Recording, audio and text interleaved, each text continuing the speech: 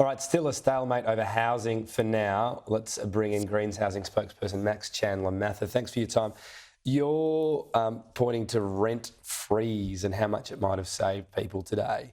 I just wanted to clarify though, because this time you've used rent CPI as the figure. Last time in August you used advertised rent and said it was a $3,151 saving. So that wasn't an average saving. Is that why you've shifted to rent CPI now? That's a more accurate reading? No, in this instance, we wanted to be as conservative as possible. So rent CPI is a different way of measuring rents. Asking rents are measuring what the market advertised rents of a property are. This is a more conservative measure. We did it to demonstrate just how dire the situation is. And what we know is that over the next year, if we do freeze rent increases, it could save renters across the country $4.9 billion. Breaks down to $2,200 per household. That's paying for all your electricity bills and more. It's covering food and groceries. It could cover a trip to the dentist.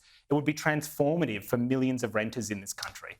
Rent CPI, though, is what people are actually paying. Advertised is often a new place. So a lot of people don't move. Therefore, they're not paying the new advertised amount. So is CPI what you'll use in the future rather than advertised?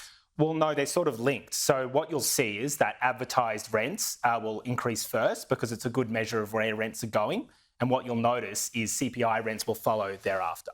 And that's usually what happens because every time someone renews their lease, they'll end up renewing their lease with an increased rent. And we know what those average rent increases are by measuring asking or advertising. But a lot of the time, people in places, landlords will let it go until they move out and then bump it up a lot more. That's why advertised will generally be higher, as it was last time, compared to CPI. That's right. And that's useful, actually, to measure where rents are going. Okay. And what we do know, by the way, is that if we had frozen rents last year, we would have saved renters over the first 12 months of that freeze another $1,200. And so what we know out of this analysis is not only do rent caps and a freeze on rent increases work, but they will save renters thousands and thousands of dollars. Well, we know how much they'd save in this theoretical. We don't actually know they work from this. Have you done any modelling on what a rent freeze would do for housing supply?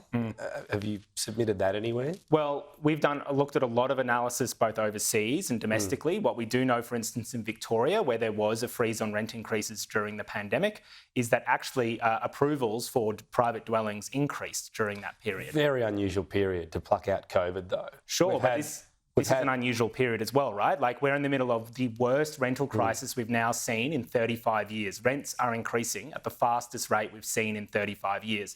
And I would just say, by the way, that we also know the broader economic benefit that would come from capping rent increases, because now we know that the key driver of inflation is rental inflation. So by getting rental inflation under control, by capping rents, not only do we put money in the pockets of renters, but we make future interest rate increases much less likely. But do you look at all the places it's failed? New York has ended up with this weird two-tiered system.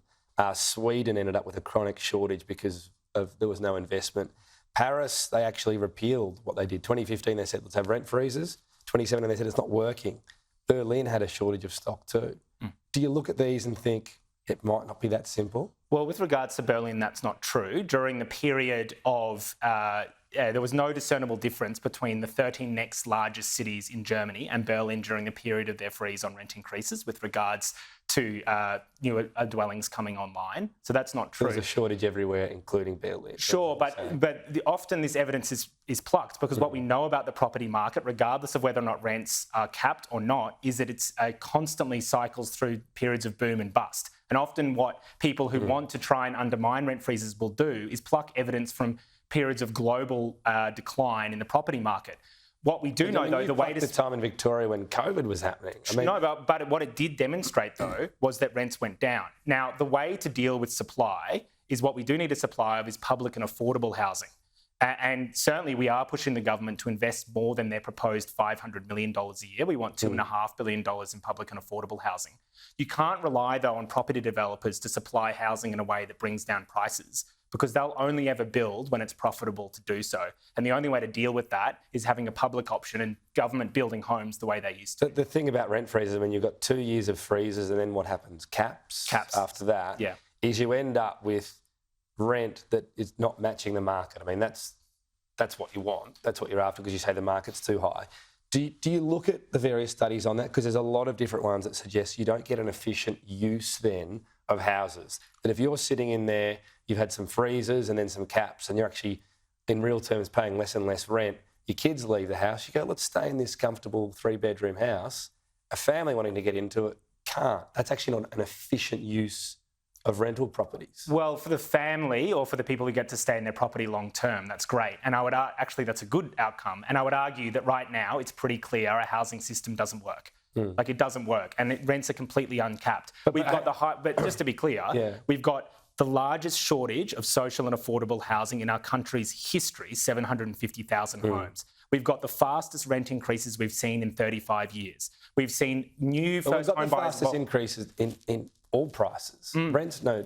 Rents are higher than CPI now. So rents are increasing at a faster rate than CPI. What I'm saying is it's clear that the way our housing system has worked for the last 30 years, the way it's been designed, is not working. Now, in the 20th century, the way we improved home ownership was two ways. One, we invested in a large amount of public and affordable housing at scale, and that meant that you could reduce rents overall and you cap rents, and that meant it was easier for people to save up for their first home. Just going back to that example, though, you said it's good that they get to stay in there, but it's not an efficient use of that property, is it? If there are spare bedrooms and they say, look, it's comfortable here, it's better for the overall market if they're encouraged to move on and someone else moves in. Well, I just think that talking about concepts of efficiency when it comes to putting a roof over someone's head and building a family in a home or staying in place, I don't think is a good way to think about the way housing works. I think if you have someone who gets to stay in their property long term, meet the neighbours, build good community connections and establish networks, that actually has much broader social benefit beyond just living in that home. If we want to talk about, though, providing more homes for people, then the solution really is building more public and affordable housing. We'll leave it there. I'm sure we'll talk about this matter again. Max Chandler-Mather, thank you. Thank you.